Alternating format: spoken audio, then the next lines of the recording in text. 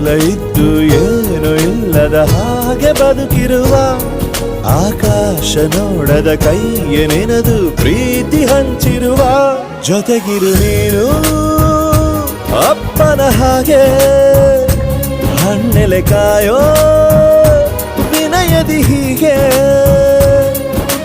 ನಿನ್ನನು ಪಡೆದ ನಾವು ಪುನೀತ ಬಾಳು ನಗು ನಗುತ್ತಾ ಬೊಂಬೆ ಹೇಳುತ್ತೈತೆ ಮತ್ತೆ ಹೇಳುತ್ತೈತೆ ನೀನೇ ರಾಜಕುಮಾರ.